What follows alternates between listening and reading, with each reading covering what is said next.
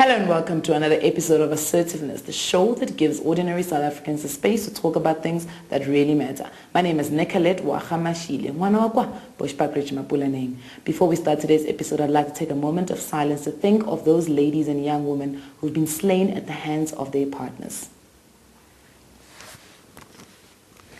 So in today's episode, we are going to be talking about incubation. It seems like it's the new thing. Entrepreneurship on the one side and incubation on the other side. Is it a trend, or is it something that really does make a difference in one who's trying to start a startup? I mean, we do know that companies like Dropbox, Airbnb have all come from, incubation programs. But really in South Africa, do they add any value? I am joined in studio by Tafadzwa, who's from Riversands. It's an incubation program, right? Awesome. And then I've got Caskey Ndaba, who's also been an what do you call it? Incubee? What do you actually call it? It's about a company that's been through the incubation program. Yes, correct. Right. And then we've got Nadia, who's a business consultant. So basically you're the person that we need to all go to if, our businesses are just like not moving in the right direction, right? Well, we help businesses access finance when they're going in that right direction. Awesome. We're going to start here with you, sir. And you're going to give us a little bit about your background, who you are, where do you come from, what are you known for? Yeah. Okay, my name is Caskey Ndaba. Okay. And I am known by Caskey. And I think it's a cool name also. It definitely is. When I heard it, I was like, Yes, okay. Born and bred in Soweto. All right. And I've gone through the difficult times that people that grew up in the area have gone through. Yeah. And, the issue of having to grow up and learn and education being disturbed and all that. And then at the end of the day, you end up being driven to succeed. Yes. And I am currently running my own business after having been in a corporate environment for some time. Okay. And I have been very successful in that, and I have made other businesses very successful, having operated from junior levels to middle management, yes, all the way up to executive. And a few years ago, I decided, let me start building a legacy for my family. And that's when I entered into the space of entrepreneurship. You said something very, very interesting, but I'm going to come back to that. But you still haven't told us what dance move you are known for. The dance moves, I'm stiff, so I think I need to drink a little bit more of some Stay Soft so that I can loosen up a bit. To get a little bit of movement. Yeah. But anyway, the tap part is just the furthest I can go. Jeez, you are revealing your age there with that tap. A certain group of people that do the tap. Exactly. Okay. Welcome to the show. Thank you so much. We look forward to learning quite a lot from your experiences, obviously being an incubation program and being a business person. Yeah. And for me, what's really important is coming from corporate and then going into business. Yep. And I think that's going to be quite a big chunk of our conversation. Welcome to the show. Awesome. Nadia? Thank you very much. Nadia from Uzenzele. We help businesses that are in their growth phase access finance. Okay. Within the incubation space, we work with incubators because most small and micro businesses don't have funds to access consulting fees at market-related prices. Oh, okay. So that's how we really get involved with your SMEs in terms of small and micro. Yes. Predominantly our target audience is in the medium space, but it's very much about understanding how do we help the small and micro enterprises move up that chain, that graduation process. Okay. And what does Nadia do for fun? What does Nadia do for fun? Dance. So I think Yes. Or maybe you got a student right next to you, need some help. So what type of dance? just enjoying going out and Yeah. having a good dance out. Release. It's really just about having fun.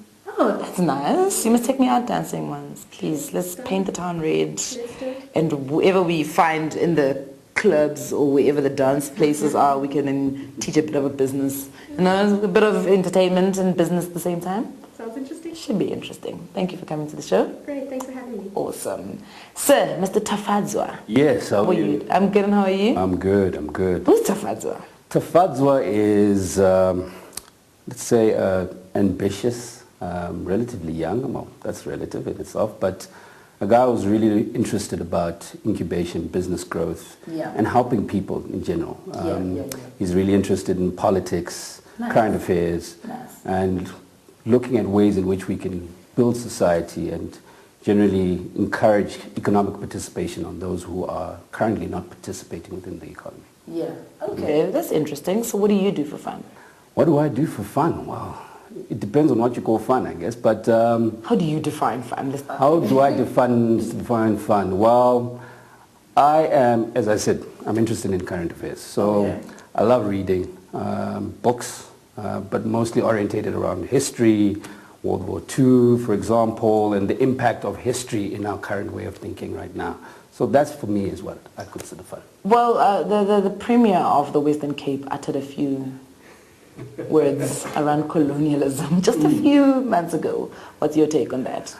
Well, I guess everyone is open to their own opinion, but obviously it's a highly controversial point, especially considering the context in which she's saying it. We're in Africa in general, and as a result, that is an offensive statement. And personally, I did take offense to it, but some would argue that there are valid points to it, and I think that's something that should be open to debate. And looking at trying to engage on those particular points and trying to figure out what exactly was she trying to say. But yeah, it's a controversial point, and personally, I didn't think it was the right thing to say. As Africans, are we a bit sensitive? I think we've got a right to be sensitive, don't you think? I think as Africans, we've been exploited from generations to generations, and it has come to a point where now we are in a position where we can dictate our future. So let us acknowledge the fact that we have been exploited in the past, and that at the end of the day we would want to put ourselves in a position where we can dictate our future. Awesome. Well, we know the first incubation obviously started in 1959, but I mean, let's fast forward however many years it is. My maths is really bad. What is an incubator? What's an incubation program? If I say to you tomorrow, if I meet you on the streets and I say, wow, you know, my business, I'm starting up a business, and you say to me, your first point to call is to say, why don't you join an incubation program? What would it be? What is it? I'll put that on the table. Anybody? So I'll go ahead. So let's look at the literal word, incubator. When most people say incubator, the first thing that comes to mind would be a baby. Or might be premature baby, and as a result needs to grow or be in an environment where they can grow to a point where a controlled environment, where they can then, when they're taken out of that controlled environment, they can actually grow and resist, let's say, diseases and just grow like every other person. So let's turn it around and say business incubation. The concept is virtually the same as the analogy that I've just put on the table, but it's basically a controlled environment whereby we're looking at supporting these businesses, in essence nourishing these businesses with as much support, and support comes in different forms, to a point where if they were then able to get out into the normal economy, that business is able to thrive and grow. So at a very high level, that is what an incubator is a support platform for small businesses in preparation for a normal economy. Sounds good. I'd add to that in terms of it's an enabling environment. So it is an environment that's about saying, how do we take an SME and allow them to grow and learn, and provide the ingredients, certain ingredients, access to those ingredients. But it's really still up to the entrepreneur to really get stuck in and do what needs to be done to leverage all those opportunities that they're given from an incubator. And from your story, Caskey, what was your experience being in an incubation program? I must say that the way Taf has actually explained it, where you are in an environment where you're protected, and but at the same time not spoiled. And no one does things for you. You still you are a business on your own, and you are out there having to do things and make sure that you execute according to how you're supposed to deliver towards your own business. So my experience has been a lot of learning and learning and learning, and I must say, and more learning, because you never stop. It's continuous development that takes place, and an incubation environment actually enables you to continue to learn, and the big responsibility sits with us as entrepreneurs to execute what we are learning, because it's one thing for the information to come through one ear and out the other. The other one, Oh, that's very interesting. And we're going to go for a quick ad break. When we come back, I still want to get more into Caskey's, story. I feel like there's a little bit more that I need to to just dig a little bit deeper into that, especially seeing as he's somebody who comes from the corporate side and then decided when he wanted to start his business to go into an incubation program. That sounds like there's a little bit more there than what he's letting off right now. And I know that it's a bit of the introduction of the show, so I still need to make you a little bit more comfortable, and that's okay. What I really am interested in to know is whether business incubations have become office space rather than what they actually should be doing, especially in a country like South Africa. But please don't go anywhere.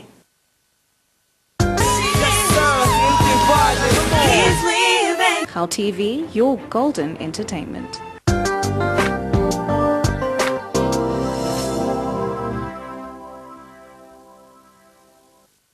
Welcome back to Assertiveness. We are talking about incubations and whether or not they are relevant in the times of South Africa right now. We were talking just before the ad break to Caskey, and he's giving us a bit of his story, but I feel like there's a bit of reluctance there, and I want to deep down into, oh, you're wearing pretty socks, I love them. But let's get back to this. So you went from corporate and then you went into your business because now you wanted to build a legacy for your children. Yes. I'm understanding you correctly. All right, perfect. So when you decided now I'm ready to jump into, to a business, is it a business that's related to what you were doing in the corporate world? Yes.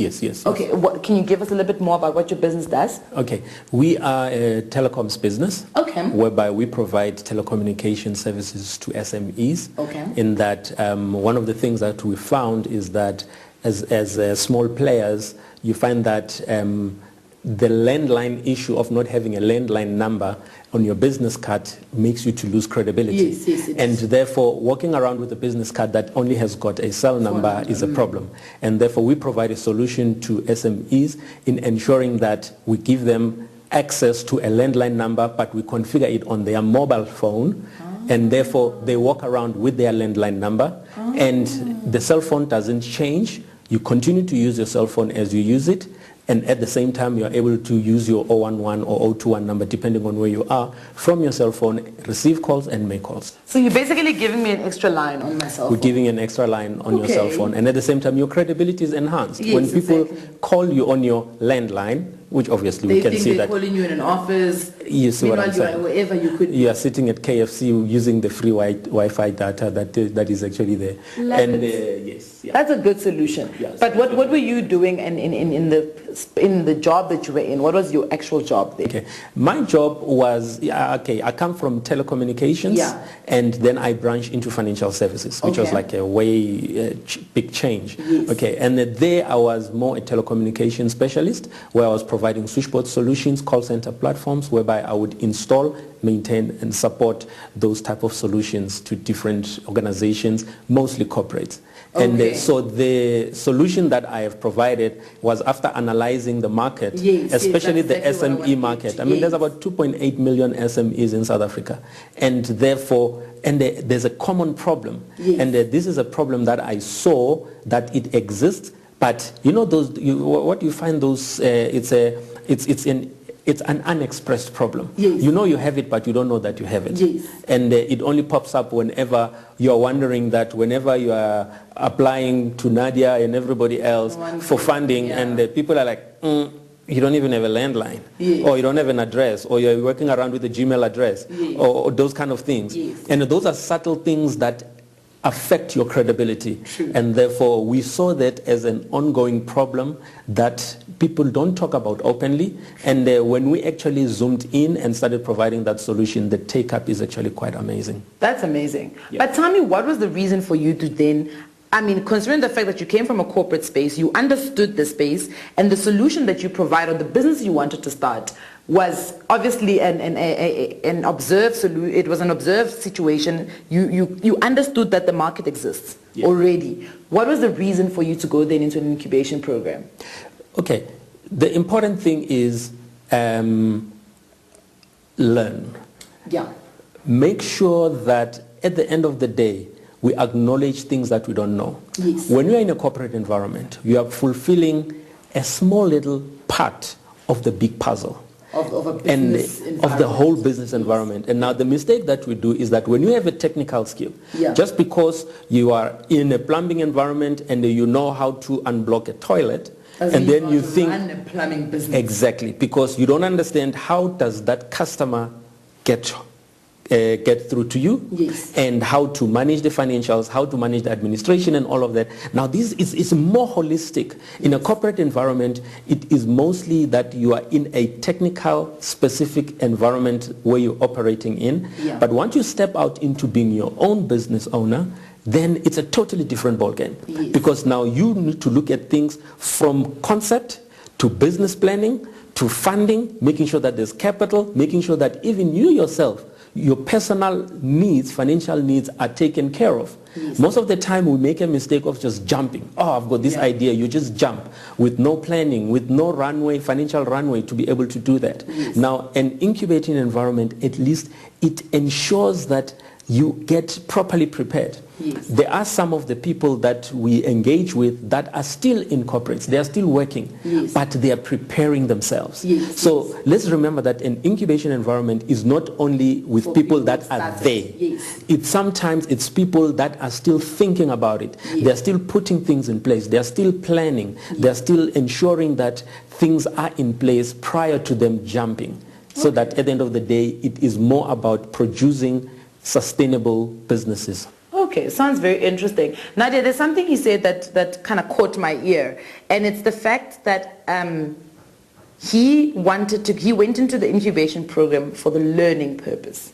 And it's not everybody that goes into an incubation program for the learning purpose. Some people go in for the office space and the free Wi-Fi and the free coffee and whatever else comes with it. But other people, on the other hand, go in for because they think it's their funding answer. They think it's God's answer to funding. And that before we even get into that, I mean, but both of you guys you've worked with incubation programs, and you actually are running one right now. What is the percentage of people that actually come in for the learning part of it? For actually saying, I am a designer, my job is to design garments, I do not understand business. Or I am a chef, I can cook, but I have no idea how to even put together a marketing strategy.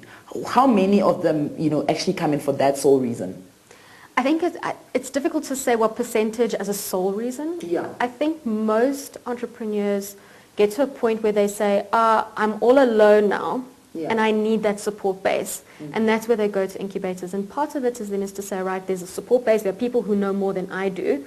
But whether the mindset is that of I'm open to learning and I'm ready to learn and I'm teachable, I'm not because I'd like to think a lot of entrepreneurs are very arrogant, they don't have a teachable spirit. And I think that's what differentiates those who really make it, because they're teachable. They're in an environment, in an incubator, where they're able to say, I don't know how to do this, can you find somebody that can help me do it?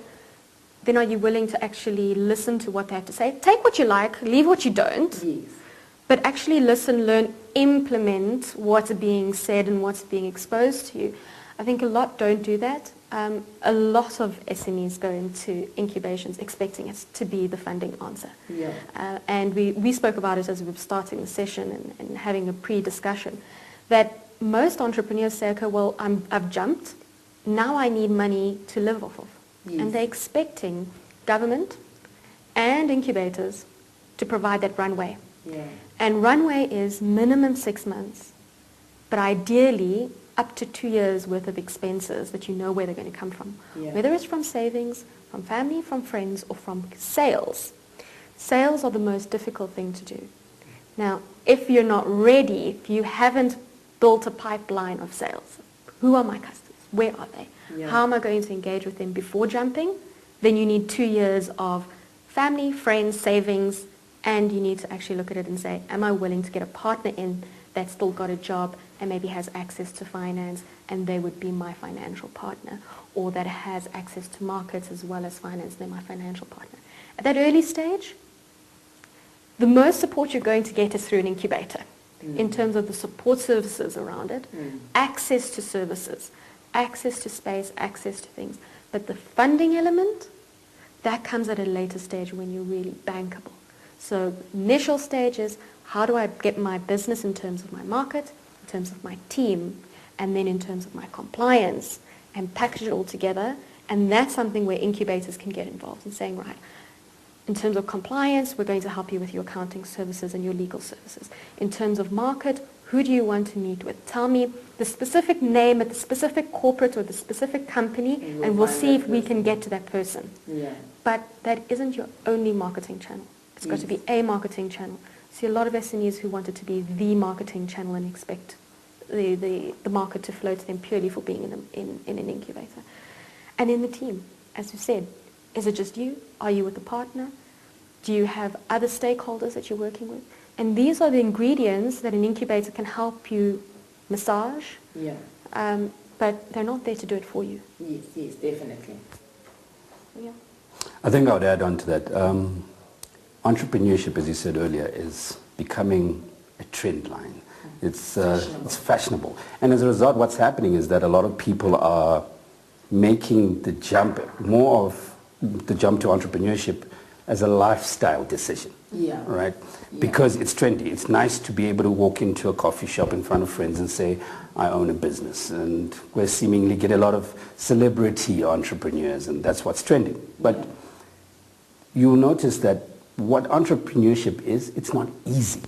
Right? It's actually really difficult. I mean, someone would argue that it's possibly one of the most difficult professions out there, because there's a number of decisions that you have to make across the board, as opposed to when you're in a corporate and you are focusing on a narrow element within the business, as Caskey said. So you must have the hunger to see the business succeed. You must have the hunger to make the business an asset, as opposed to making it a survival business that is just meeting your needs, and you want to start a business so you can buy the next Mercedes-Benz. The idea is to get to a point where you can then sell an equity stake in that business and make millions. That's how entrepreneurs make money. They build their business to a point where it becomes an asset. They can sell an equity stake towards it and make millions out of that. But the mentality here is, I want to be 100% equity stakeholder within my business. And that's the bragging point. And that's where the flaw is. You must have the hunger to see the business succeed. I think in addition to that is when you're participating with anything that might be termed as incubation, is the hunger to engage. Now, I agree. There is now a conversation where people are saying, are incubators the right direction? Do they add any value? But why do we assume that there's incubators and incubatees? Why don't we come together and try and figure out what actually works? Complaining alone doesn't solve the problem. And I think that's open to incubators themselves. We should be open to the fact that there must be more we can do.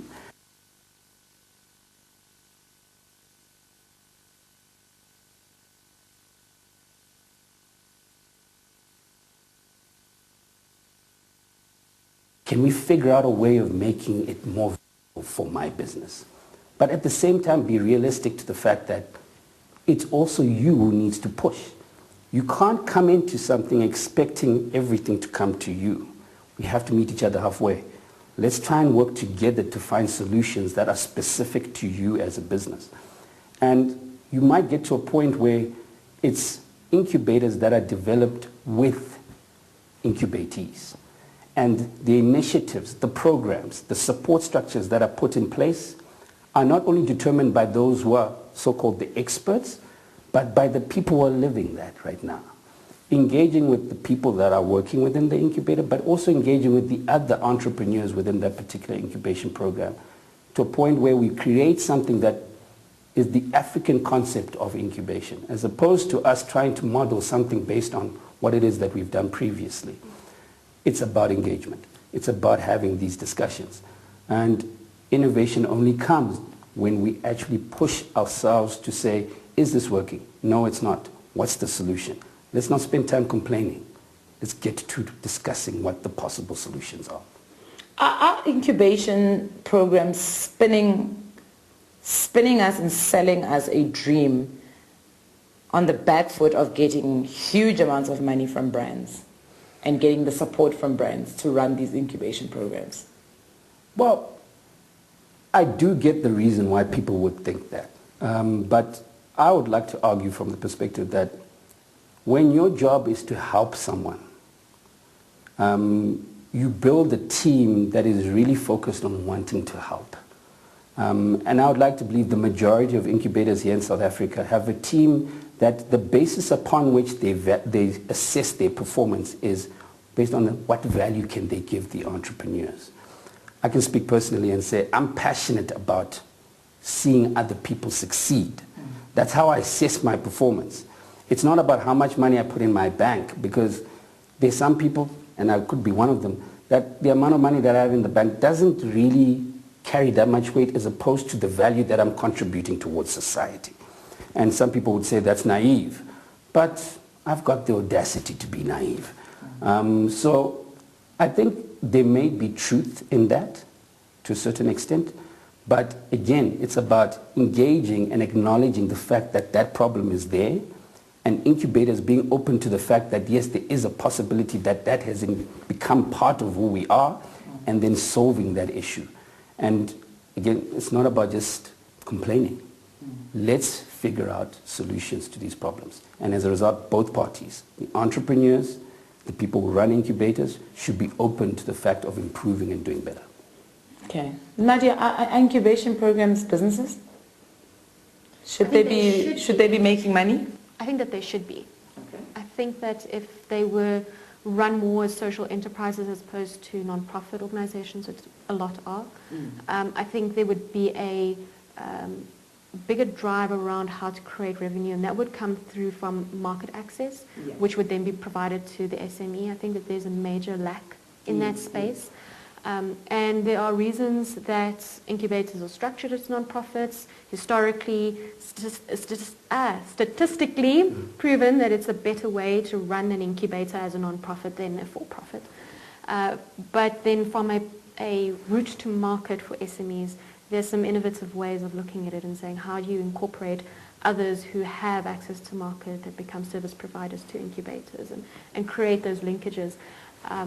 So should they make a profit? I think they should, just because I always believe that if there's a profit element to it, there's a drive, a different drive, in terms of sustainability as well. You spoke about statistics that have shown that it makes sense to run them as non-profit. Do you know any of the statistics? Can we get into that? Because if we're going to say we need to find a solution that works, and we need to find an incubation program that works for South Africans, and specifically looking at South Africans because I have never lived anywhere else, then we need to challenge the status quo. And we need to say those statistics need to make sense for what we're trying to achieve. So if we're going to sit back and just say, no, let them be run as non-profit organizations, but we know as a fact from what we see is that this is not working. But statistics show that it works. How do we meet each other halfway in terms of that? So I don't have the statistics. I don't know if you potentially do. I know I've read volumes of reports on it. Yeah. But in essence, what it comes down to is a shift in, I think, global societal issues. And structures are changing. What once was a social initiative, looking at it from a non-profit perspective, is moving to a more sustainable solution. Okay. And the world's moving from non-profit to social enterprise, which then looks at a combination of social impact requirements, as well as making revenues relate into profits. In the South African context, non-profits can't really do much when it comes to revenue generation, so they have to rely on grants coming in. South Africa is looking at structures and how to create a social enterprise entity similar to a PTY, an NPC, or a CC. But that's still ways away. It's being done in Canada. It's being done in the UK. It's coming into South Africa, but I think we still have another 3 to 4, 5 years before you really start seeing it become mainstream, where incubators and institutions, businesses that really create both a social impact as well as an economic impact have a balanced view of how they run these organizations.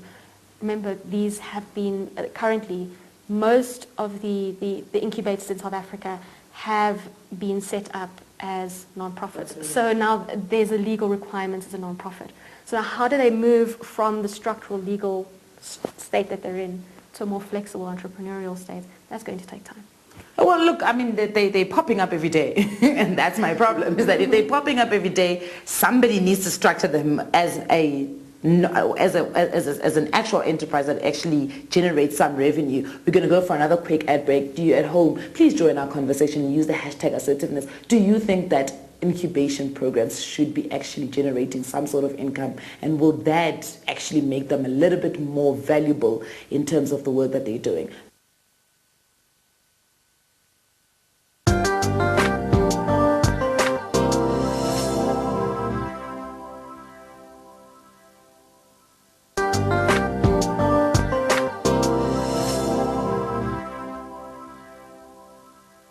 Welcome back. We are talking about business incubation and whether or not the programs are actually valuable and they give any real value, or are they just another option for small startups or, you know, entrepreneurs to try and find a way to find their funding. And that's been ultimately the crux of businesses.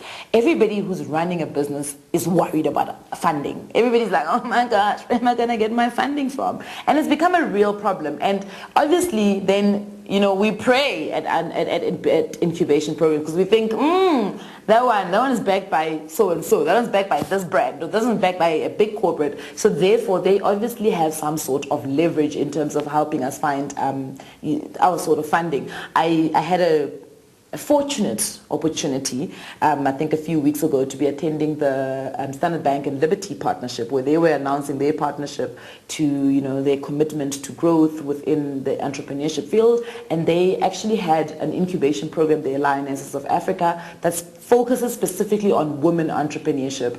And my sister, funny enough, was part of that program. I didn't even know. And that's what I want to get into, to say how accessible are these incubation programs? Because when I had a conversation with some of the, you know, incubatees, what do you call it? Incubatees, and my sister, you know, specifically, it's a matter of dedicating one day out of your life to be at this program, to get, you know, for whatever, 9 months, 12 months, 24 months, you know, for you to actually really get the real value out of it. But more than that is also they always add areas that some people can't access.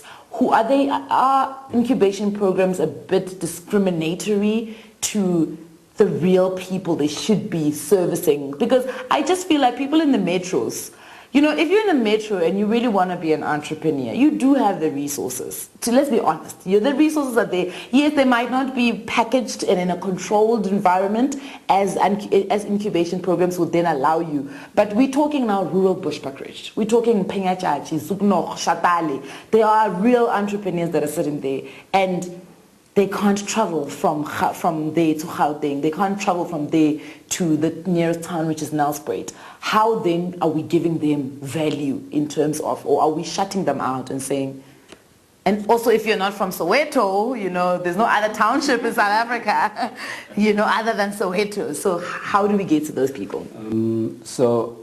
I think you had a number of points that you mentioned. So I'll start from the beginning. In terms of the amount of time and effort it actually takes for you to be part of an incubator. So the first point would be there are different types of incubators that offer different things. It may be industry-based. It may be based on the level of business in terms of the amount of money that you're making. It could be turnover. So you can't say that accessibility is difficult as such, because there are different types for everyone, right? That's the one. And there's never any for events and marketing industry. No, and they are there. There's some who actually offer you incubation, an incubation offering that doesn't necessarily include premises, for example, where they could actually come to you, right? So there is an offering, I feel, that is probably accessible to the large majority. That is, of course, taken into consideration. There are some who may not necessarily fit in. But I would find that hard to believe. So that's the one point.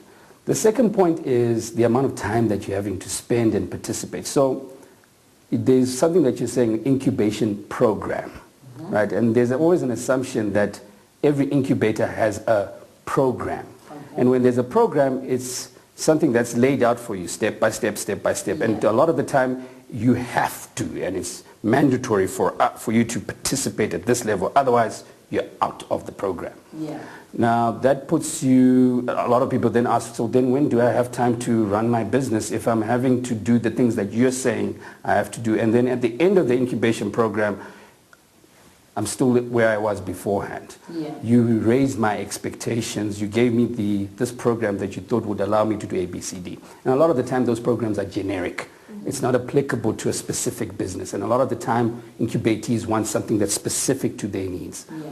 So I'll speak when it comes to our incubator, Riversands Incubation Hub. The operational philosophy is that it's an entrepreneur-driven model. Okay. Where the entrepreneur dictates what it is that they want and don't want when they participate. Our platform is there for people to access, and it includes premises, it includes back office support, it includes market access, market visibility, and includes workshops and things of that nature. But we don't necessarily make everything mandatory, right?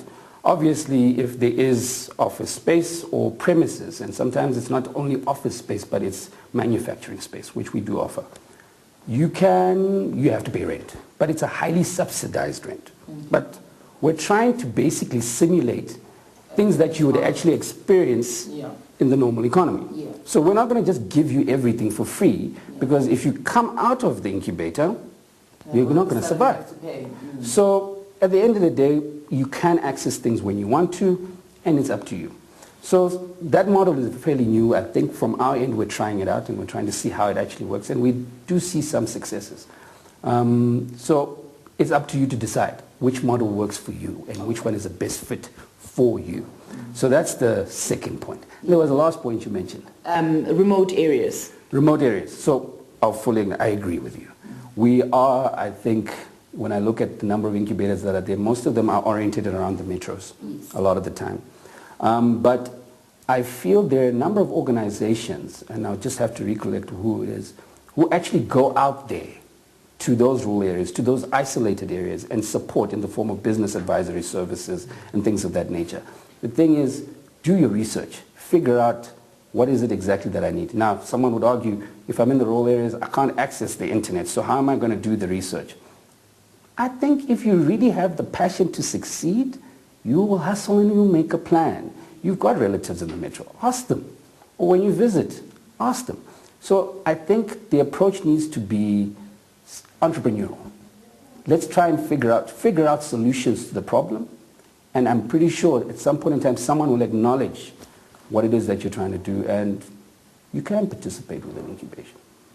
I'll agree to disagree with you on the remote area stance, because having a company, an organization going into rural Shatale once a year, twice a year, it's not enough. Okay. So it does not put me at the same advantage as everybody else who's in the metros, who's getting it every single day, once a week, once a month, is surrounded by the correct right people, you know. And as you said, incubations are for me, and if I'm understanding you correctly, is that you are saying to me they're not necessarily a program. They're not necessarily saying do 1, 2, 3, 4. They're not. They're almost tailored. You almost have to find the right fit. And in you finding the right fit, it's the same as me having conversations with you guys. We could say this is an incubation on its own. If I step outside and I go out and paint the night raid with Nadia, and our conversation for 60% of the day is basically business, and she's giving me business information, business advice, that's an incubation program, right? Those people don't have that. They don't live it. In as much as you want to make them entrepreneurs, they want to be entrepreneurs.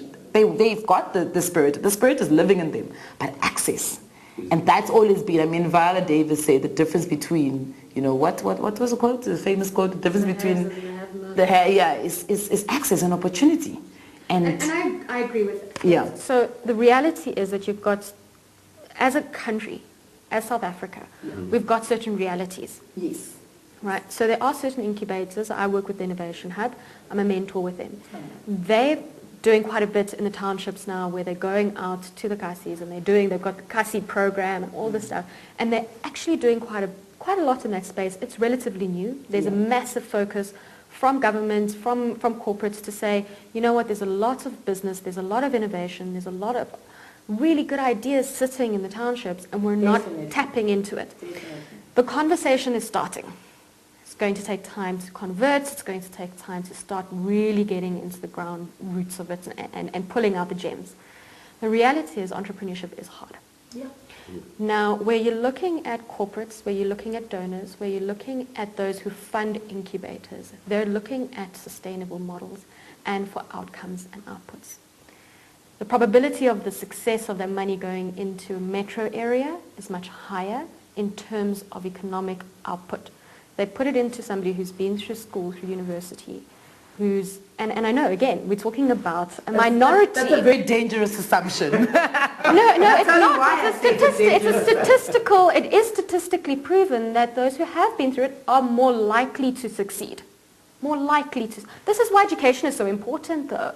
But This is why Nadia, we've been brought up by informal businesses. Most black children in this country have been brought up by And I don't doubt this. And it's that access that's been lacking. So my family background is that my father, my grandfather started the family started a spaza shop in Marabastad in 1937. Exactly. It grew into a 2,000-ton capacity warehouse in Pretoria West, and I understand that evolutionary growth with generations. Okay. So I understand it, I get it. But the reality is when you're talking about donor funds, We've got a government. Right. I fully understand that. This is where I'm saying now, institutions like Innovation Hub, can more be done? Yes. And can it be done in a better way? I do believe so. I believe that technology is not being levered enough, neither in education nor in the entrepreneurial incubation space. Incubation can be physical, meaning you go to an incubator, or it could be virtual. Yes, exactly. To the that's what I was point, saying, you know? And Yeah. now, so if you're saying, right, we're talking about bringing internet access into townships, Pretoria, it's all about, internet access. You've got the whole Cape Town and the outer areas. There's a lot more access to internet in these two metros. And, okay, when I say metros, including some of the townships. Now, how do we start utilizing that as virtual incubation as opposed to purely physical incubation? Because let's not forget now, this individual is taking a taxi to an incubator. It's going to take them an hour at least to get there, an hour back, an hour with a mentor.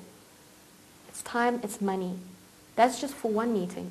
If they have meetings on various days, I don't think that it's efficient.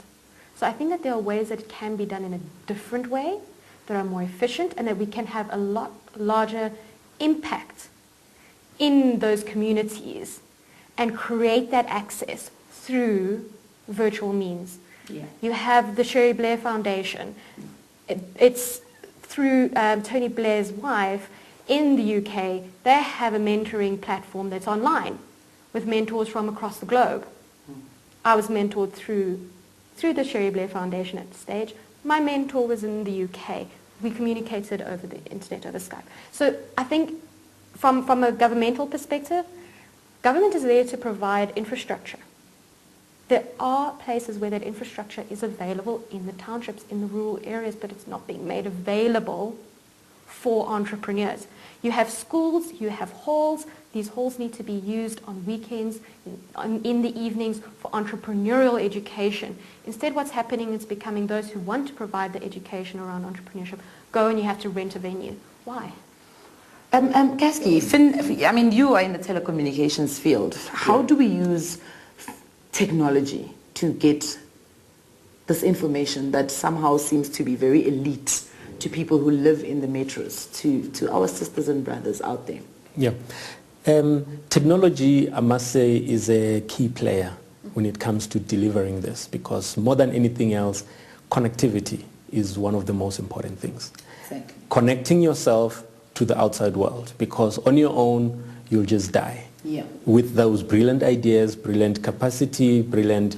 a lot of people are loaded inside them, yes. But because they are not connected, when I'm talking about connecting, I'm not talking about being connected in terms of I know so and so who can yes. hook you up or yes. something like that. I'm talking about being able to communicate and engage. Yes. And the big challenge that we have in South Africa is the fact that our data connectivity is very expensive. Yes. And therefore, it makes connectivity an issue whereby a lot of people who are supposed to be engaging and accessing the internet, Googling and getting information and getting tenders. I mean, this information doesn't fall from the sky. You must go and look for it and all that. And I'm so excited to see, for an example, some of the forums like the Hookup Dinner, for an example, whereby now they live stream their events. And they do this Facebook Live thing, and which is actually quite nice. But now it only works with someone who's got enough data to absorb those bundles for video. You know. And that can give access to the people you are talking about, at least give that particular example of ensuring that people can get that access. Now, more than anything else, our ability to use technology is something that we need to, as a country, to pay a lot of attention on. And having said that, we need not wait for government and fold our arms and say, oops, I don't have connectivity, no one is coming to me, shame, poor me, and all that. Especially then, for me, that's immediately a lack of spirit of being an entrepreneur. An entrepreneur will see a wall and instead they'll create a door through that wall so that they can get to the other side. Therefore, at the end of the day, it's all about going out there, engaging and connecting with people. The biggest thing for me is this thing of I call it, okay, it's called the law of diminishing returns. And especially as entrepreneurs, when we are like in an incubation environment, you've got all these things. It's like this guy who sees this girl and he's chasing after her. And after a while, once he got her, after that, he's like, okay, now the excitement fizzles out and now you're chasing another one. For me, that's diminishing returns. Now you die and you do everything to get into an incubation environment, and when you are there are programs. I look at Riversands Incubation Hub where I am right now. There's lots and lots and lots of programs. And there's about how many entrepreneurs that are resident today? We've got currently just over 150 now. About 150. And yet the attendance of workshops is very low. Very, very, very low. Why? I've got this girl. I'm already here. I'm okay. All I needed was space. And on top of that, you walk around the environment, most offices are locked. Okay? They're locked. People are doing business somewhere else. They're everywhere else except being there, whereby we could have given that opportunity to other people. Now, I'm going back to your question of the issue of accessibility. Let us be a people that go out and use what we have. Technology is a very useful tool. Being in telecoms, I've seen people, for me, it gives me, it's not about making money. Yes, I'm here to make money. But more than anything else, it makes me smile when I see somebody who couldn't connect, now they are connected, now they can do their business and do it very well. Now, as a people, it is important that we go out there and seek information, ask questions, and listen. A lot of times when we get into environments whereby we've got opportunities to talk to people that know, we are the ones talking. Hello, you are the one that needs information. Zip it and listen, you know, and therefore let us go out there, seek information and learn and make it a point that we utilize technology as much as we can. All right, it's very interesting. Add on to that. I think, you know, when it comes to virtual and we're talking about being able to access internet, one thing that could be a solution is a culture of incubation. Within the townships, you've got your neighbor who's got a spaza shop. You've got your neighbor who's running a business that they have. And I think within the communities that we have, we need to start building a culture where there's an element of apprenticeship. We don't necessarily need to look only towards technology, but the human resources that we already have there. So I think that's a key element in terms of getting to a point where we don't have to have an incubator in town for me to go and get it. It's right there. And a lot of the resources that we're putting together within incubators can be easily accessed within your own community. You just need to look for them and leverage off them. Awesome. We've unfortunately come to the end of the show, but it's been a great conversation. But before I let you guys go, I'm going to pose one quick question. If you can just answer me in one sentence, and yeah, so we can wrap it up. Airbnb, Dropbox, Uber, big businesses, all come from incubations. Are we ever going to see that in South Africa? Yes. It will take time. But I hate that line. I hate it so much. No, the truth is, I hate that line. the talent is there. That's clear. the truth is, at the end of the day, we also need to make sure that they get as much support as they need. And as a result, I feel a good starting point is the incubators. Awesome. I think that it's very doable. We do need a much stronger angel investor, venture capital environment in South Africa, which we don't have, in order to get the types of businesses like your Airbnbs, etc. And time, yes, 3 to 5 to 7 years. We're hearing about Airbnb now. You forget of all the years of development that they had to go through just to start, never mind to get to where they are.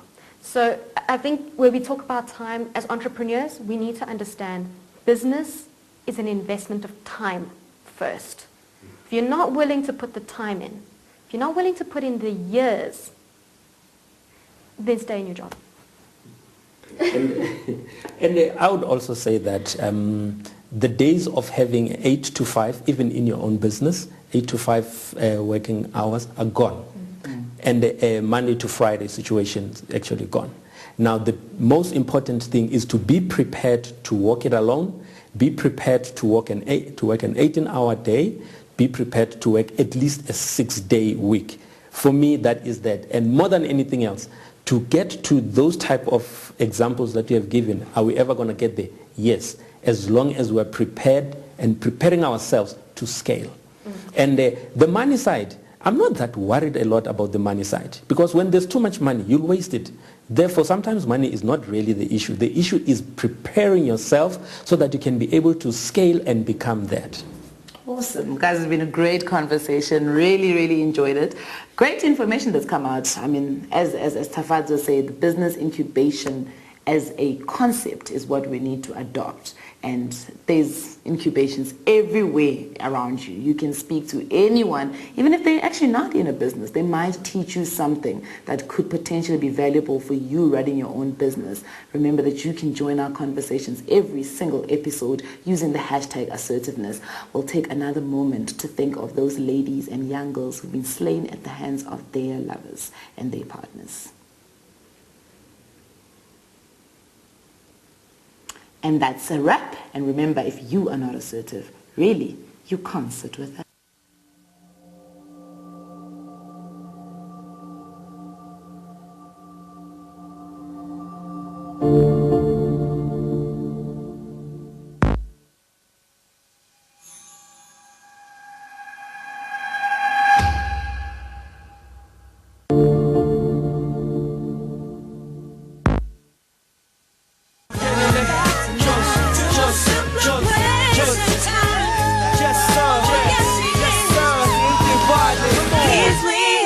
Gau TV, your golden entertainment.